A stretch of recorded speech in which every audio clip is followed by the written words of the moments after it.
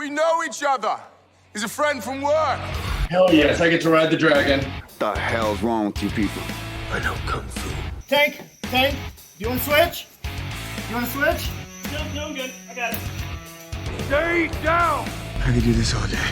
If you had to transform into one mythical creature and then get married to a different mythical creature. Yippee-ki-yay, motherfucker. Maximum effort. How about a magic trick? HR. Not an Call animal. HR. Is HR. Somebody call HR down here. That man is playing Galaga. Yeah. Welcome to the Nerds from Work, your weekly escape into the world of geeks, nerds, and, well, honestly, anything that we want. It seems like we keep losing people and getting new people. It's almost like nerds are expanding. Everywhere. Multiplying. Like the Matrix. Or expendable, yeah, expendable. Yeah, we killed Naru. Yep. Got Matthew, and then Alex was like, "Hey, she could join the. We would be so much cooler if we were the cast of the Expendables." Pretty much. Pretty much. It's been a while since we've cracked one. Tank, Yeah. Tank, go ahead. Show him. Show 'em? Yeah. All right. Yeah, ASMR. Wow, good job. Close to the mic. Tank covered up his can. That's Good right. job. Why? As far as you guys all know, it's beer. Tank is drinking ginger ale, so he's trying. Kitty cat. Dude, have you had a spiked seltzer before? Yeah, up? like the alcoholic water. Yeah, dude, they're delicious. It's it's so I sweet. told you, Tank. I told you. Alex drinks better drinks than Brandon. Well, Alex, what are you drinking right now? Just wine. wine. Oh, wine. Because she's classy. She's classy. Yes.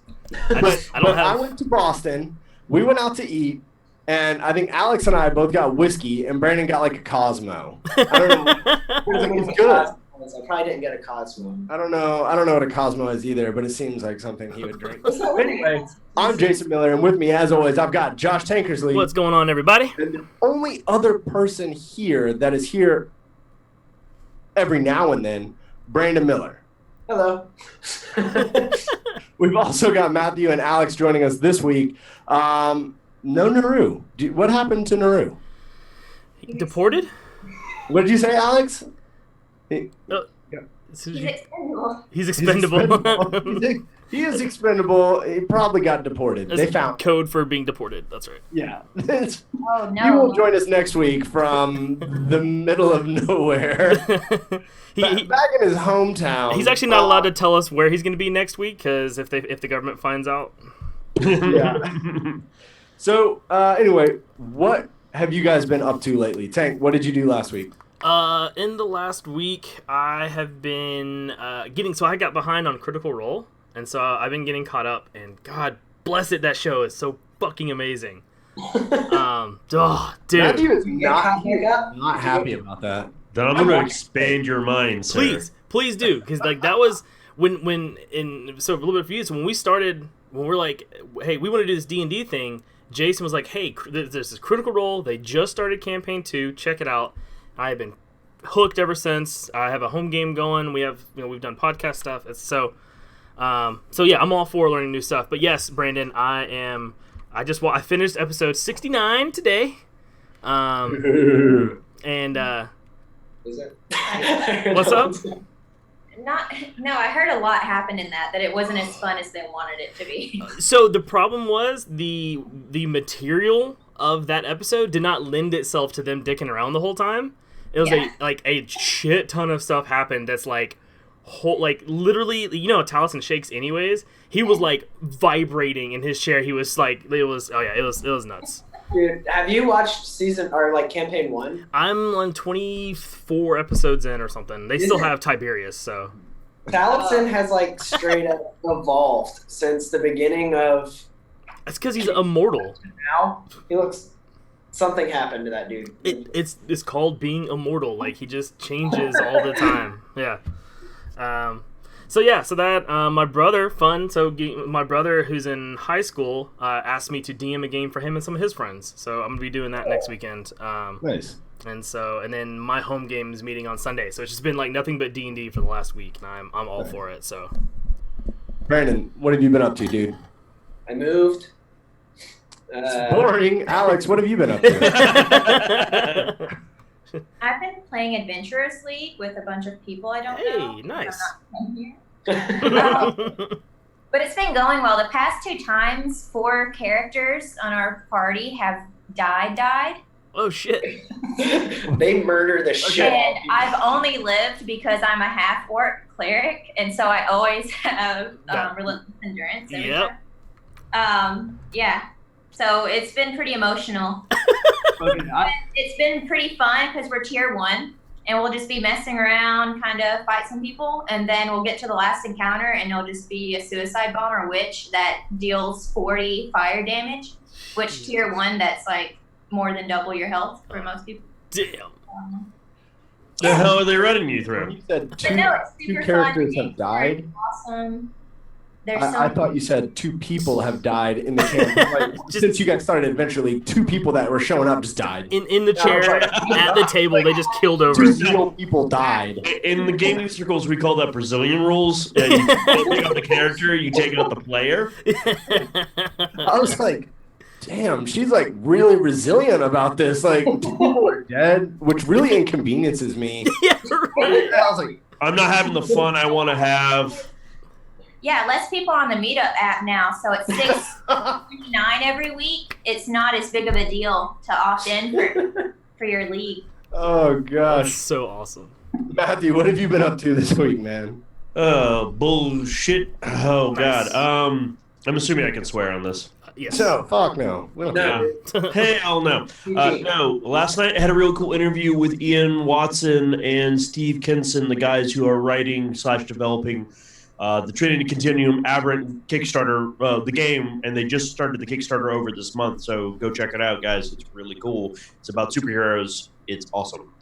I went to a LARP over the weekend. It's that's called ATE After the End. It's a gonzo sci-fi western LARP with buffer weapons. So that's what we do. Yeah, that's what I've been doing. And I got D&D later this week. Yeah. So it's a Westworld LARP. No, it's even weirder than that. Okay. That's a way to put your head around it, but no. think more Flash Gordon. Think more Flash Gordon style stuff, Okay. with a little bit of post-apoc running around. Okay. What else have I been doing? No, that's about it. Just been editing today. Nah, that's about all shrimp gumbo there is.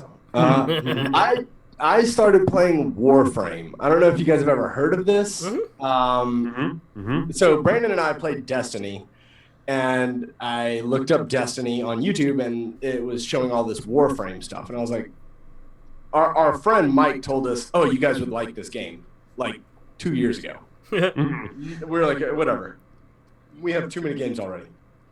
So of course I download it. It's free, and this game, it caught me because it says be a real space ninja. I was like, what the fuck is a space ninja? You're about to find out. Yeah. Yeah, no shit. Buckle Like, in. in Destiny, you get like a rifle, right, and grenades and shit. And this one, you start with like a samurai sword and a bow and arrow. And I'm like pinning people to the fucking walls. Shit is sick. And you cut them in half. Their body parts just go like Tony Hawk Pro Skater 2, like all over the place. Like, I've had friends play that for years now, and I've seen them play it, and it's kind of ridiculous. Yeah, that is one word to sum up this game is ridiculous. Space Ninja is a real thing when you play this. Like, you're in a spaceship, and then it's like you do all this crazy shinobi shit, and then people just end up in a million pieces. That's so awesome. It's fucking intense. But going from Space Ninjas, let's get into a little bit of news for this week. So it's leading up to San Diego Comic-Con. Atlanta Comic-Con is not as big, and nothing gets announced there. But things do get announced at San Diego Comic-Con, and I'm surprised that this came out, 2 weeks prior to San Diego? I'm talking about the Mulan trailer. So have you guys seen this Mulan trailer? Yeah. Looks dope. So to me, it shocked me because it came out before the San Diego Comic-Con. I thought that would be like the perfect place, or D23, to announce this. Did it come out yesterday It came or out. Sunday? Did it come out Sunday during? Yeah, the it came World out Sunday. Yeah, that was That the makes first time it aired. sense, Was the because Women's women. World Cup. Yeah. Okay. The nonsense. Powerful It's a women. strong woman role, so I get that part, but I still thought that it would wait to be announced until San Diego Comic-Con. It's Disney, but it's not like a comic book property. It's not like a big nerd property. It's a strong Disney property. So they're just like, we can release it whenever, it'll be fine. Because I guess D23 would have been the only, but that looks like that's in August.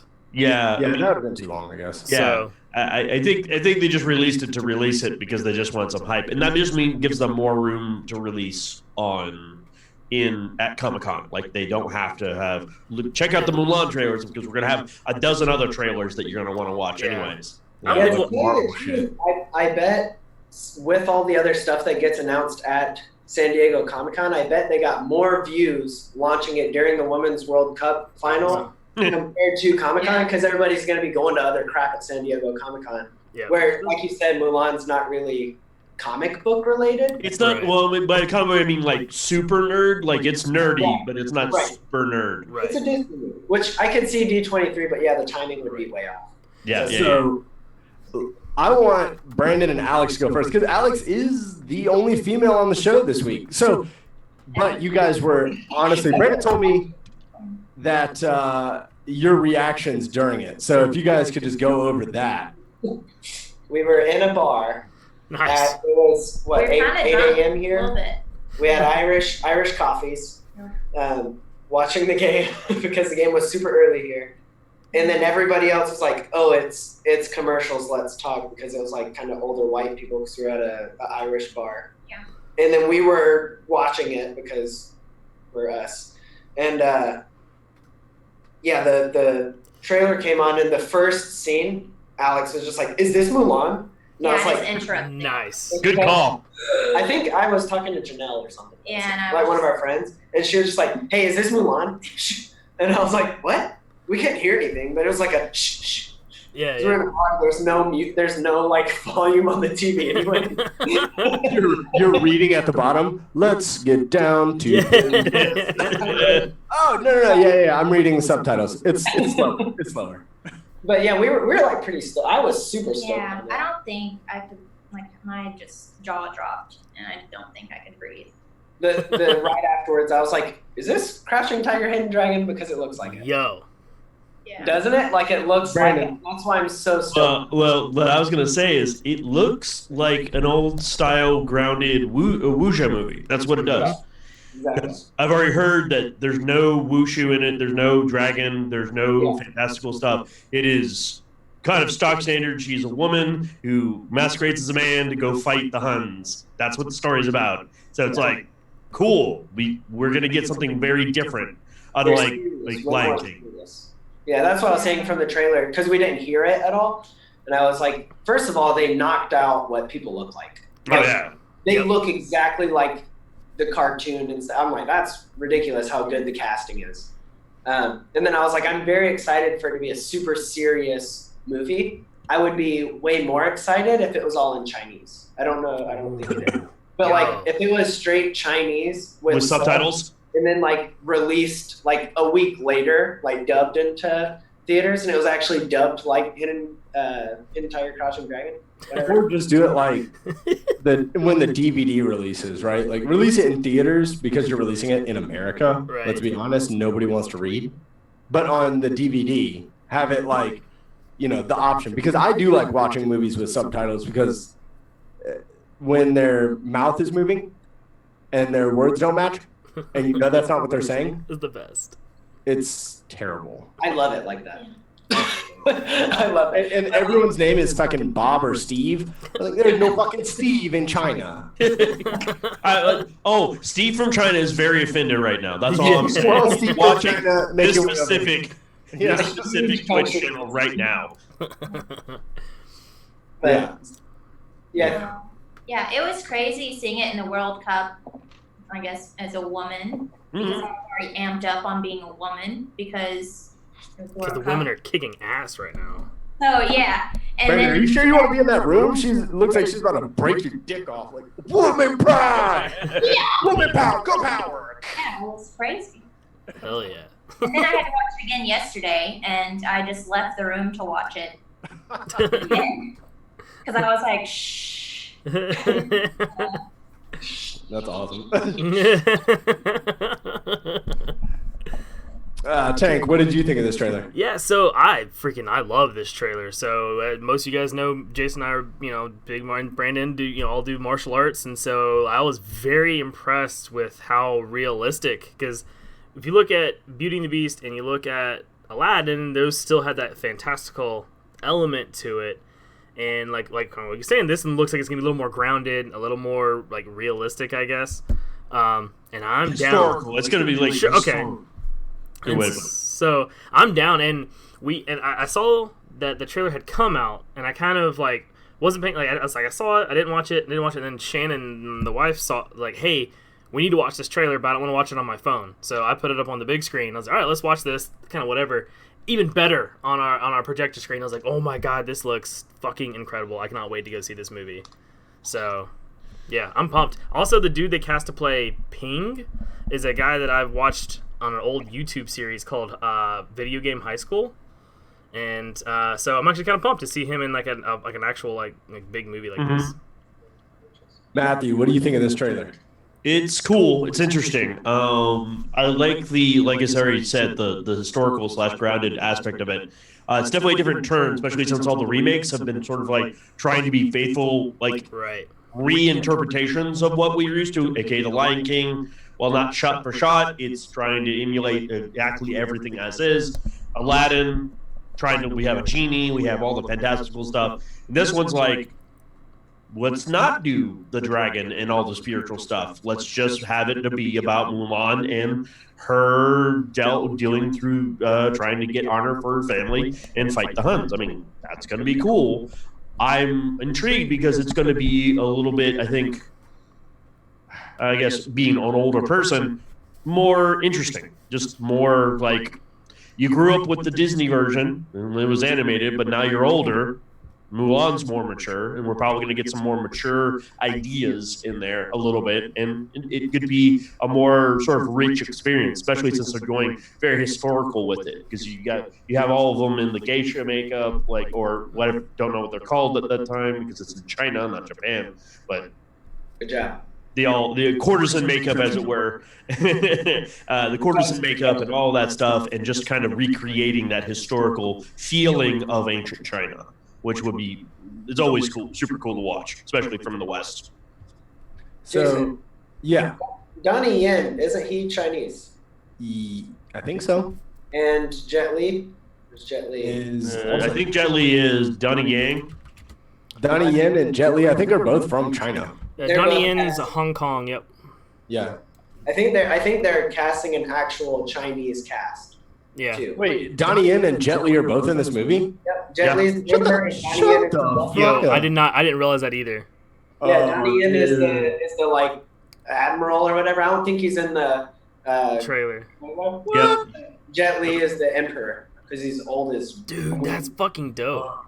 Yeah, Okay, so like if they stay true and do like a Chinese cast, like true Chinese stuff, and not mix random stuff just because it looks Asian in it, I'm gonna be so stoked. I know when they were casting it, there were like articles at the time talking about how they wanted to cast Asian descent in this movie so that it looked the part, right? And I think they did a good job. Even Aladdin, most of the Aladdin, characters were all dark skinned.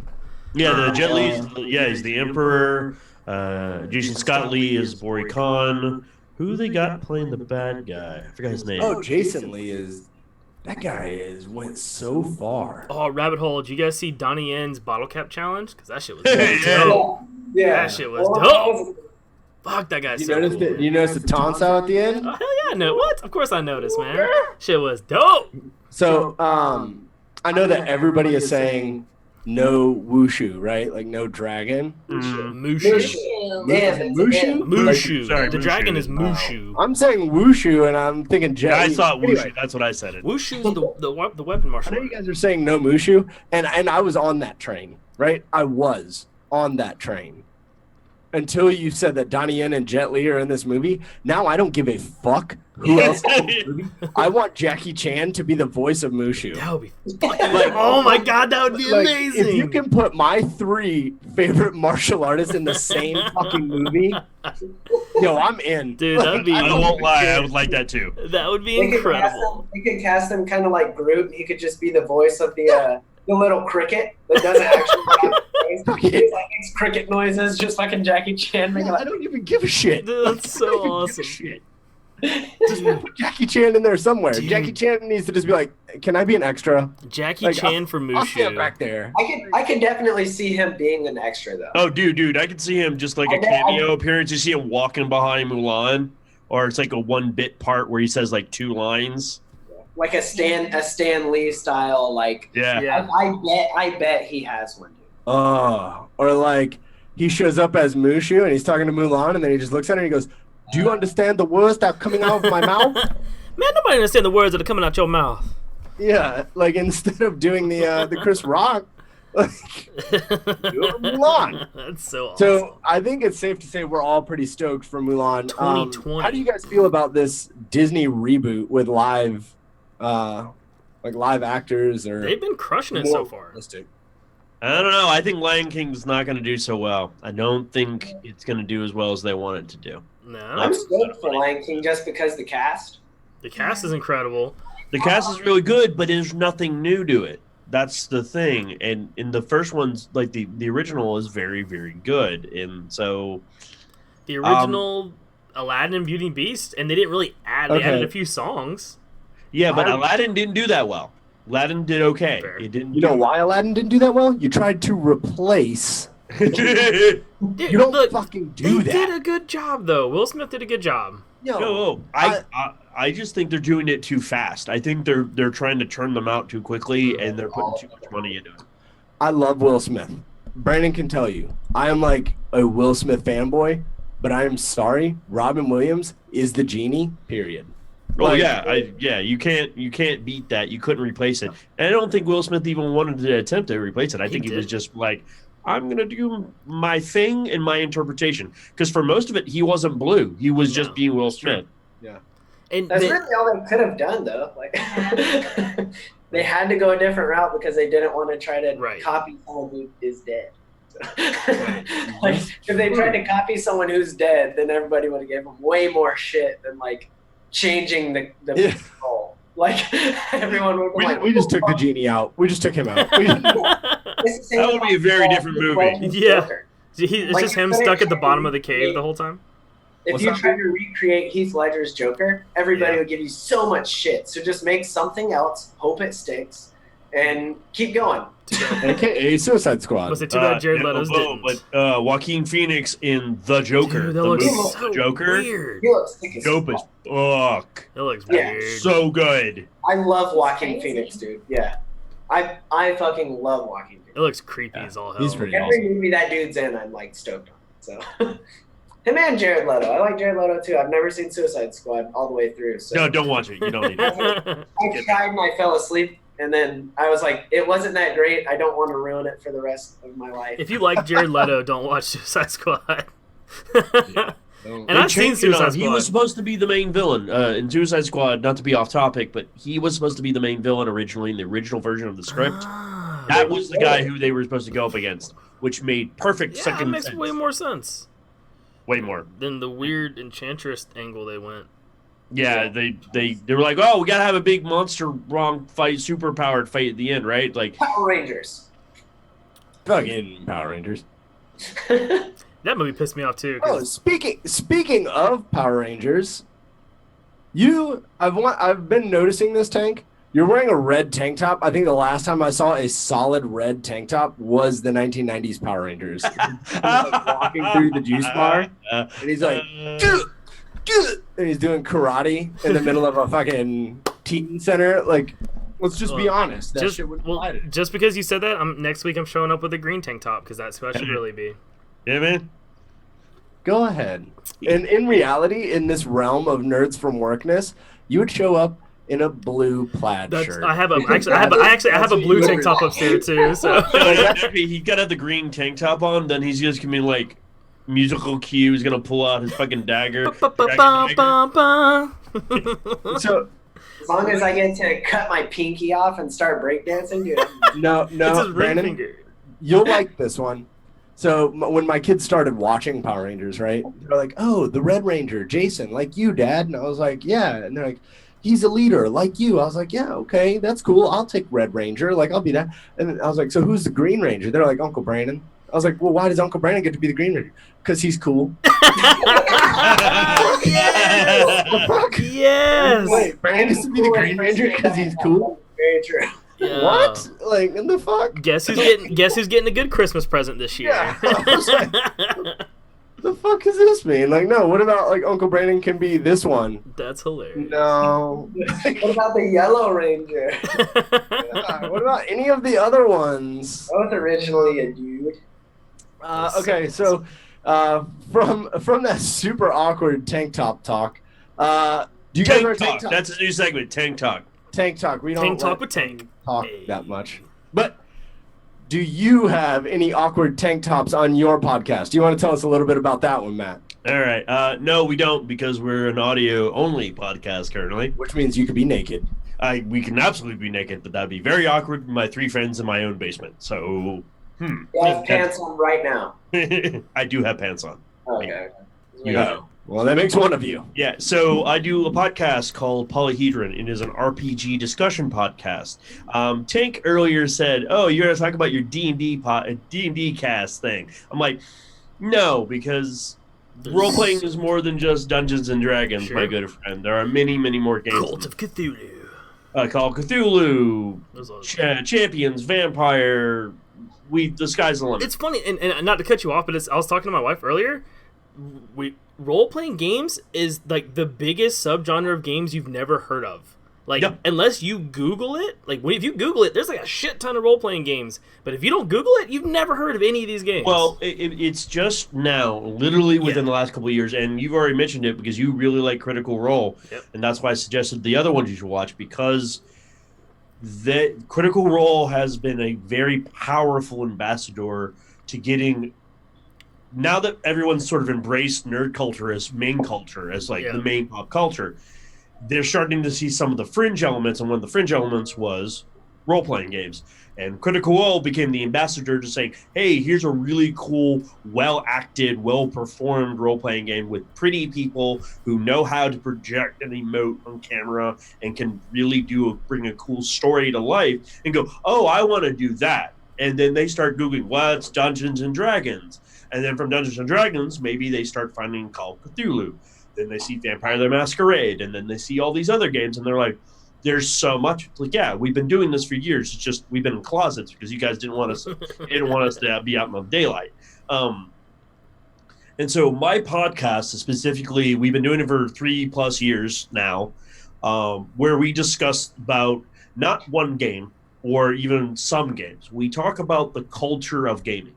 We do what we call gaming, of tabletop role-playing, where we talk about our experiences, the do's and don'ts, and sort of the history of things. Sometimes we do deep dives into big games, like I told you about the Aberrant Kickstarter. We did a big interview with some guys there. We've done deep dives on Dungeons and Dragons. We've done deep dives on Vampire, the new Vampire 5th edition that just came out. We cover it all. We talk about it, and we sort of go back and forth. Because it's something new and something we enjoy, obviously, but it's something we like to think about, and that's what the podcast is about. It's awesome. Sweet. Do you think it's just Critical Role, or do you think it's the kind of boom of how easy 5th edition was to bring in new people into tabletop gaming? I would just love to hear your idea on this. Like, Critical Role technically started as Pathfinder, right? Yes, it did. And then they kind of just brought homebrew into 5e. That's why in the first campaign, they Gunslinger. Yeah, they switched over to 5e because they started getting pulled into, I think, the Gink and Sundry people. Yeah. And they're like, why don't you try 5th edition? Because Pathfinder, to go into a little bit of nerd history here. It got deep. So, yeah, So you had third edition back in the early aughts, and I was there when third edition came about. And then you had 3.5, which was sort of like, just like it says, a half edition. And then they were bringing fourth edition out, and then that's when it splintered off to fourth edition Dungeons and Dragons by Wizard of the Coast. And then you had Pathfinder, which was basically what I call 3.75. It was like, we're going to, because all of the rule sets and a lot of the content was OGL, Open Gaming License, which means anyone could use it. You do not have to pay royalties or any license fees to get it. Everything on Paizo, right? Right. That's where I started was Pathfinder. Right. And so what Pathfinder did was like, hey, we're going to basically take what you liked about 3.5 and just build on it from there. And just recently, Pathfinder's coming out with their actual second edition Pathfinder, which is supposed to be a big changeover to some of the stuff that founded. But going back to your original question, the ease of fifth edition definitely made it easy for people to learn, because something that a couple big names have said is D&D is not a game. It is games. It is very modular, and it was play tested for over 2 years, which is a ridiculously long amount of time for a tabletop RPG to be sort of play tested and worked through, to the point that when they shipped those books out, they're like, you only need to buy these 3 books. You can play as much as you want. Like, you do not need to buy any more content from us if you really don't want to.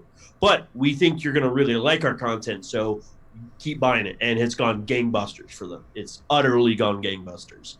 They are the big dog. They've always been the big dog, but now they are the monolith of what, because just like Tank said, when he said, oh, your D&D podcast, people have started equating role-playing with D&D.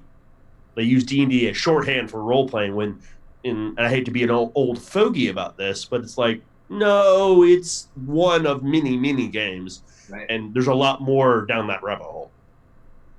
Sorry. No, you're good. That's what What's up, dude? Big eyes, small mouth. Remember? Yeah, no, that's so when Brandon and I, how old were we, dude? Because I just want to talk to Rod. Like 12. Yeah, dude, I was like, we were at the Boys and Girls Club in 6th grade, 7th grade, and we went to. So this guy, he actually listens to our show. He's from Panama City. But he helped Brandon and I like find this nerd path, right? And it was with this role-playing game, because back then, I was in middle school. Brandon was in elementary school. We were watching Toonami. You guys know Toonami. Oh yeah. Like Gundam Wing, Dragon Ball Z. What's up? That was the Gundam Wing era, dude. Fuck yeah, dude. Gundam Wing. That's how I measure my time, is like what Gundam series was out. You can do that, yeah. Yeah. So he was like, hey, you guys all like this anime stuff. We all just thought it was cartoons. We didn't even know it was anime until we talked to him. But he had Big Eyes, Small Mouth. I don't know if you've ever heard of that one. But it was like super easy for kids. Oh, yeah. It was called D6. Yeah, it was called the tri-stat system. It was literally 3 stats: your body, your mind, and your spirit. And they had like an infinite combination of like cool merits and stuff that you could buy to emulate all the crazy shit that you could see in anime. Yeah. Yep. Like, oh, do you want to have a giant robot? Okay, that's on your character sheet. You have a giant robot. All right. Yeah. It was so awesome. It was like kids' Dungeons and Dragons, and that show was awesome. And then Brandon, of course, picked up Pathfinder, and then he's like, Jason, you would like this. You would like this. And I'm like, okay. Like, I just can't find anyone to play with. And then I talked Tank into listening to Critical Role. And then we actually had an author from Pathfinder, Chris Jackson. He writes, he's written a few books for Paizo. And he was like, yeah, I'll create an entire world for you guys. So it was based off one of the books that he's doing now, right? Yeah, it's his his Pirate Scourge series. And so we have characters in that series, and he was like, yeah, we'll do a whole campaign. And that was actually mine and Tank's first game. Oh, right, that's cool. Yeah. It was, so we came in at like this really high level, and Brandon was like, I told you motherfuckers would like this shit. Hey, y'all didn't listen. We had a whole episode where it was like, what games do you think revolutionized the world or some shit like that? And I was like, yeah, Dungeons and Dragons. Everyone's like, get the fuck out of here, get out of here. Of course. And I was like, dude, it's the shit. Like, you need to be up, because we had already started our our campaign at that point, I think. Yeah, or we were about to start or something. No, we'd already started. We had already started. Because we had to... So, what game do you think revolutionized the world, Matt? Well, let's You're go not back. biased or anything. Actually, that would be was it? Oh, what's the name of it? Yeah, they used to call it chainmail. It's what you know as Dungeons and Dragons. It was the original version of it. It's a tabletop war game. It's called Chainmail. It was basically Gygax taking this game and then going, but I want to play a dude. I want to know what that dude is. So him and his buddies got together and started working on it. And lo and behold, guess what you got? Dungeons and Dragons. But yeah, that's a little bit of the history. But yeah, I mean, you can't not look at the elephant in the room, because from Western, there's a big piece of RPG history that I would love to learn a little more about is Eastern role-playing games, because those exist. Yeah. Like the idea of that they were kind of being developed in parallel, and they have a very different perspective than our perspective. Like obviously from the West, D&D, you cannot that, and then Vampire the Masquerade. I would definitely say revolution, because Dungeons & Dragons was typical epic fantasy sort of power fantasy games. Vampire was like, no, we're edgy and cool. Like we're trying to show, we're trying to be a little edgelord about it, but we're going to be gothic and we're going to showcase personal stories. Of, you want to be Wesley Snipes? Yeah, even more like Interview with the Vampire, because that's actually where they got their idea from. Like partially was Interview with the Vampire. She named a character in our campaign Kirsten Dunst.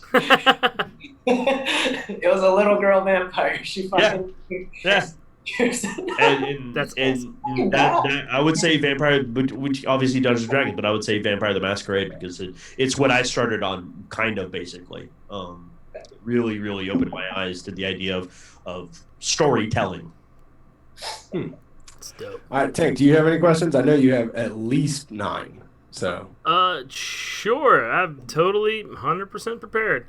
Welcome to the club, pal. Yeah, I know that. Welcome to the party, pal. Look, I have now a machine gun now. Ho, ho, ho. Yeah, I'm just the guy who runs it. Best Christmas movie of all time.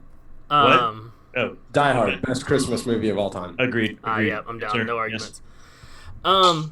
So do you feel like Dungeons and Dragons has overshadowed the other role-playing games, or because and it's kind of hard, right? Because you're from the inside looking out, because you kind of pretty much always. So I didn't really my first, like Jason was saying, my first time ever playing an actual tabletop role-playing game was a year ago. And that's like you said, at that point it was Dungeons and Dragons, and if you weren't already in role playing, then that's all there was Dungeons and Dragons. It's not until you're in role playing games that you're like, oh hey, there's this whole of it. So do you think mainstream? Do you think Dungeons and Dragons has overshadowed like Vampire? I don't think it's overshadowed. Actually, I think it's more of the opposite. Actually, I think it's a big sun. It's casting a very large light, which is good, but it can blind some people. If you're looking too closely at it, they blinds them from the other stuff that's going on. But it's still an attractor. The bigger D&D gets, the bigger the gaming community gets. I have seen in the last year and a half a monumentous explosion of new games, new ideas, new concepts, all trying to fill the space before this new audience that's coming in because of Critical Role and Matt Coble and all these other people going, oh, we can play D&D out in the open. You got to remember, I'm old enough to remember back in high school, this was crap that you did not do out, even in gaming stores. You rarely brought it out in the open. You sat in back rooms, away from the Magic players, away from the Pokemon players, away from video game players. You did this in the shadows because, A, you're doing something kind of intimate in some respects, depending on the game you're playing, but you're also, it was stigmatized. It was stigmatized. I think it still is. Like, to an extent, yeah, you are correct. Point, like, if you go to anywhere, right? Like, if I went to Buckhead, like downtown Atlanta, and I'm like, hey guys, I'm playing Dungeons and Dragons, I'm gonna get a lot of weird looks. Like, Right. But if I'm like, oh yeah, I play Pathfinder, right? Same game, theoretically, the same game, different name. They're gonna be like, well, what is Pathfinder? Right. I mean, I could explain it like, I have this character I've worked on, basically explain it just like a video game. And they'd be like, oh, that sounds great. But when I say Dungeons and Dragons, a lot of people still have that notion, like that negative connotation. Well, I mean, it was the cornerstone. It was always the big thing. So it was always the thing that attracted so much negative attention from back in the Satanic Panic back in the 80s. And there's actually a movie called Mazes and Monsters with not Tom Cruise, the other Tom. Tom Hanks. Tom Hanks, thank you. Yes, Tom Hanks. And where they play this D&D like game, and he's already a mentally sort of traumatized person, and he takes it too far, and it just fills in this paranoia about it that it's going to suck your soul out of your body, and you're going to worship Satan, which that may not be a bad thing. But but it's far, far more accepted nowadays, because I can go like, hey, I want to play. Hey, you love the Lord of the Rings, right? Well, I want to play Legolas or the Hobbits. And everybody be like, cool, man. That's cool. You want to be some Hobbits? Fine, be some Hobbits. That's what halflings are. They just couldn't call them Hobbits. And so it's far more accepted. And it will only get bigger. It will only get more accepted now. That's just because people are finding the enjoyment of it. They're like, oh, you mean I can sit down with my friends and roll some dice and shoot the shit and eat some snacks and have a good time, and I don't have to pay like $40 to go to a ball game or something like that, or go down to the bar. Yeah, okay, shit, I'll do that. Even like Alex was saying, the Adventurers League here. That was going to be my question, is about, I guess, pop culture and the trend of it. Because, when I go, it's at least 40 people there every week, and then there's a wait list. Yeah. We had at least 4 campaigns going on. But, I showed up new to here, and there was a little bit of that prejudice of people thinking that I am not nerdy enough. I'm very sorry about that. And, so I don't know if this is something I have noticed, though. A lot of them do quote Critical Role or, Stranger Things, other things they've seen it in recently. Mm-hmm. So I don't know if this will just continue to grow, or if at some point it will filter out the people that are just there because they saw it on some cool show. Or it will grow. You'll always have fall off, right? You'll always have some people, I want to do this thing, and they're like, it's not for me. And that's perfectly fine. Like, no one's demanding that you role play. It is cool that you're part of the Adventures League. I tried that for a little while.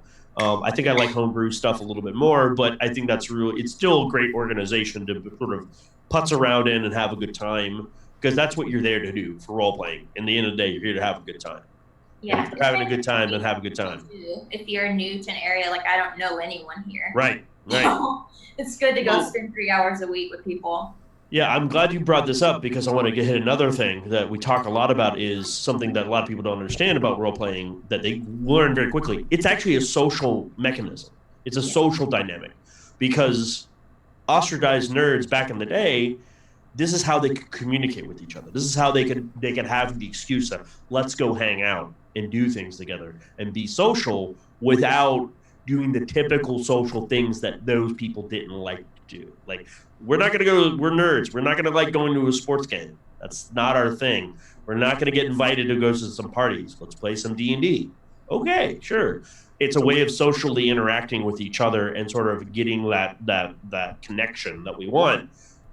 And as you've done with this, is you went to a new place, you went to the AL, you started meeting people, right? You started talking to them. You started, maybe one or two of them, you're like, hey, maybe sometime we can do another game somewhere else, and maybe you get to know them a little bit better. And you're like, hey, let's go get something to eat, and let's go grab a beer, and just shoot shit and actually become friends. So.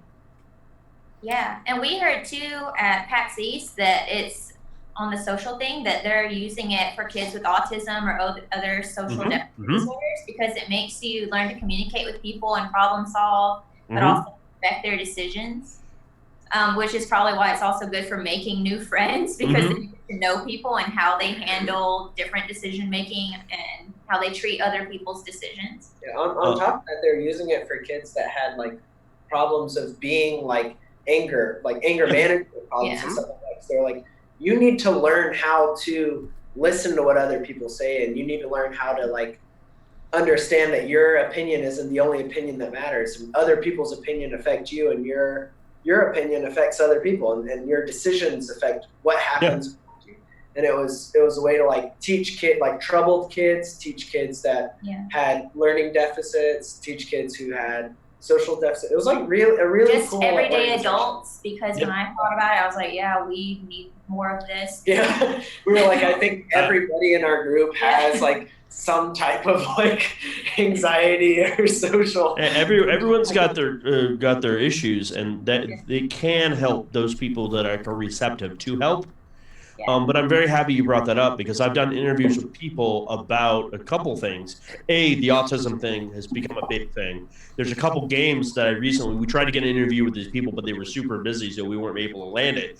Was an interview about a game that got kickstarted, was specifically designed for kids with learning disabilities / autism, that was designed around teaching them specific sets of skills and interactions so as to best get them into that mode. But it's also been used to help prisoners in prison keep retained and to keep a connection, which has been hard because sometimes dice are banned. They're not allowed to have dice, so they have to come up with new systems to work with games so that they can still do it. And also about making friends, my wife I met at a game. I'm married. My wife I met at a LARP, and we started dating for a while, and then we just hit it off. My best friends in the world are all because I gamed with them, and I grew up with them from college. So yeah, you can make lifelong friends through gaming, and you can do a lot with it because it's a full hobby. It's a full ass hobby, dude. Yeah. It encompasses you. Within the first 6 months of like I'm hearing Critical Role, so that's D&D, is I watched like 40 something episodes of their 4-hour episodes. Ooh, man, that's a lot of content. That's my problem with Critical Role. It's so much all at once. That's more than Game of Thrones. You were complaining about getting into Game of Thrones, but you consumed 44-hour episodes. You can listen to Critical Role. You don't have to watch it.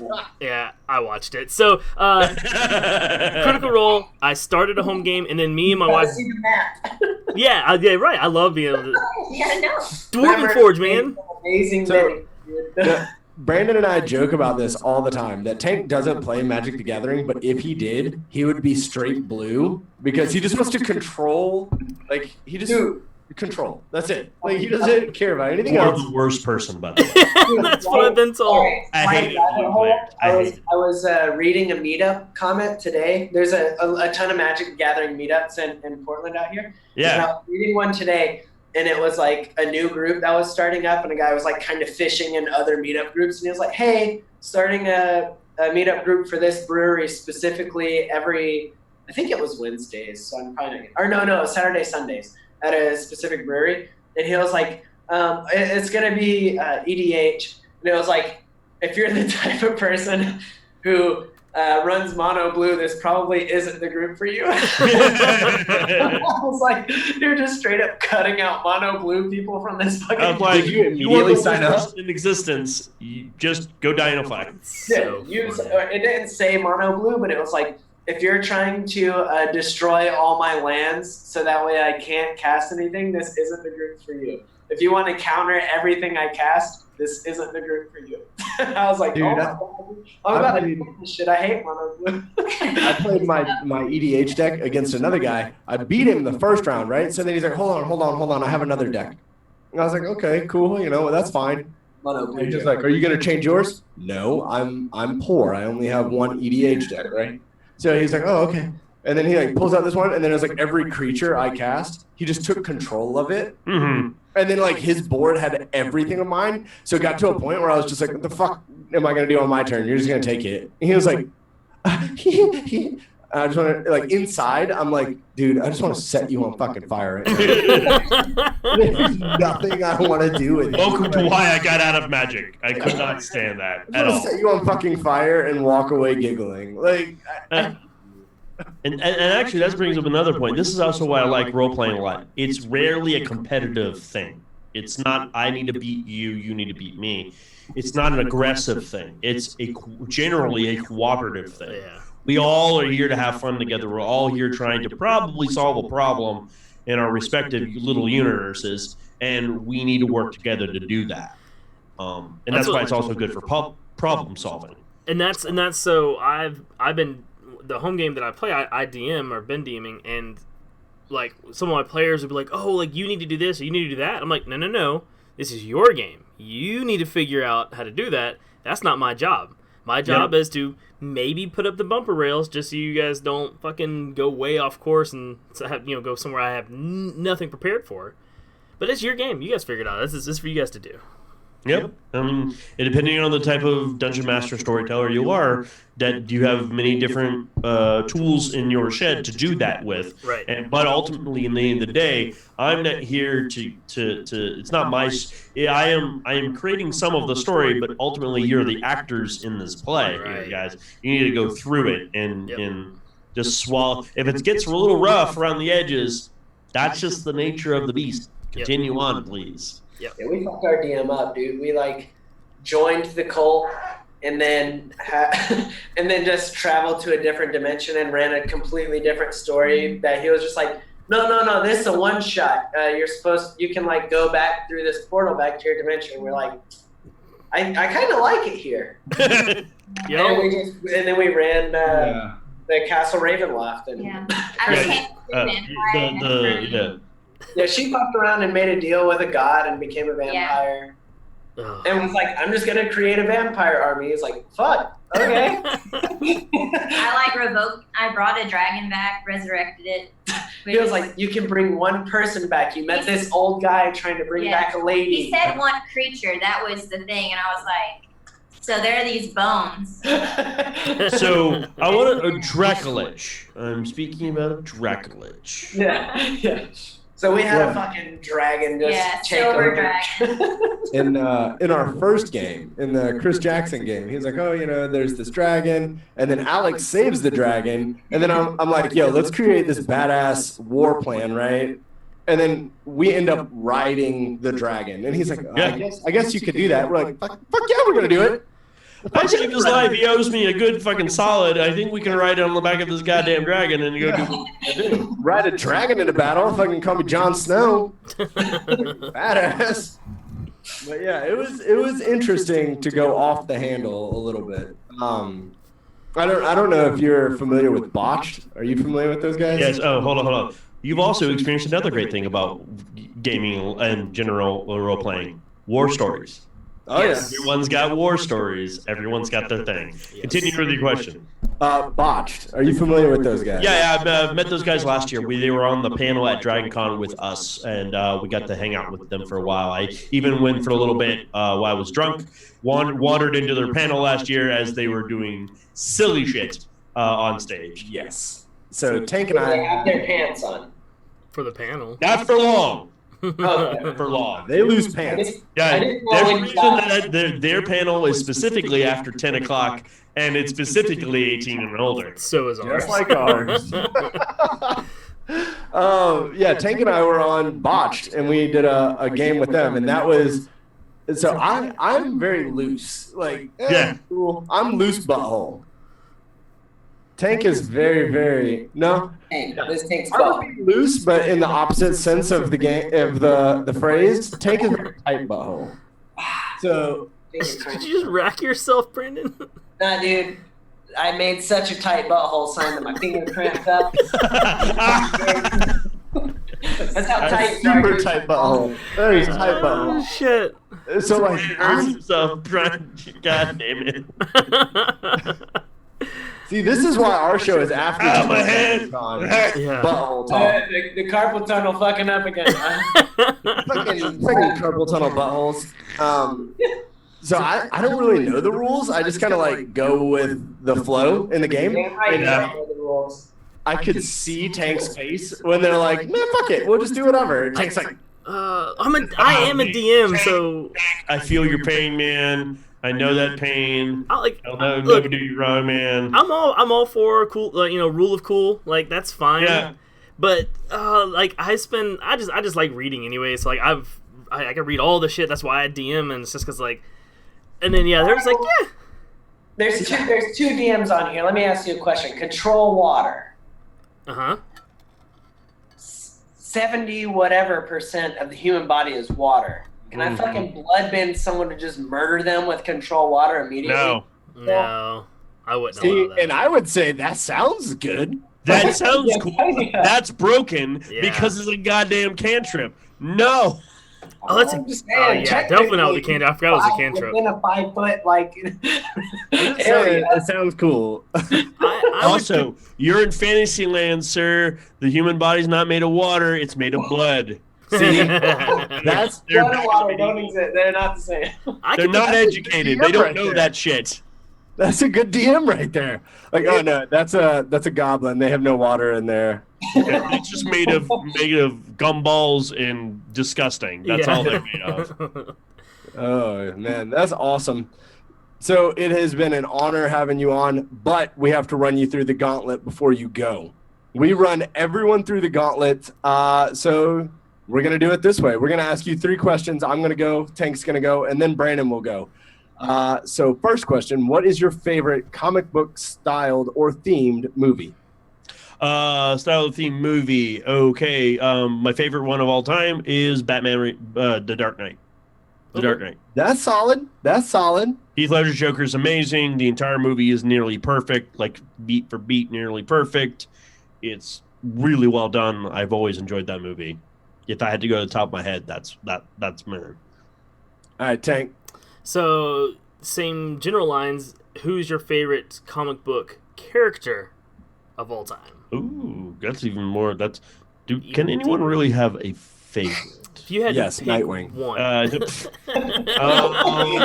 to go. The problem is, I like the concept. I'd have to say I've had a couple phases in my life, but I've always back to Venom. I've always come back to Venom. We're talking the Eddie Brock Venom. Though I did enjoy the Flash Thompson Venom for a while as well. But I've always come back to him. I like the idea of like you have these superpowers, but they're given to you by this other entity, and you have to sort of like fucking deal with it. I always enjoyed it. Side question: did you like Tom Hardy's Venom, the movie? It wasn't bad. Okay. It was an interesting take. The movie could have been a hell of a lot worse. Yes. But it also could have been a little bit better. You know what? That's probably the best way to describe that movie. It could have been so much worse. It could have been so much worse. And Tom Hardy was lifting that bitch up on his shoulders like, you are watching this for me. Yes. Because the rest of this movie is falling the fuck apart. Yes, I agree. All right, Brandon. All right. You just say you like Flash Thompson Venom? I do. I do enjoy it. I prefer the Eddie Brock Venom, which he's recently. Eddie Brock has recently returned in the comics. Hell yeah, he has. Here's that question. Romantically involved, meaning sex 3 times a month at least. Flash Thompson Venom or Flash Gordon? You said you like Flash Gordon. You have like Flash Gordon. Yeah. Flash Gordon. No. But it's got to be that era. Flash Gordon, like at his prime. Definitely the Flash bottom. Gordon. And only if the theme song's playing every time. Yeah, no, that is absolutely. We're talking Flash Gordon from like Ted. Savior of the universe. Okay. I would also choose that. I understand. Especially being the bottom. If I had to be the top, I might. Also, if we're out in space with like the Palace of Ming, yeah, we're good. We're fucking solid there. It's good. But what if we're like in your house? What if they're in your house? That's a little more awkward and weird. Your wife's just looking at you like, why is this happening again? Flash Don't worry Gordon about it. doesn't exist, so So, is it cheating? I don't know. That's incredible. I was gonna do something else about you eating stuff, but I think this one was better. Yeah, no, this is great. Nailed it. Oh yeah. Brandon, you never fail to disappoint. Never. All right.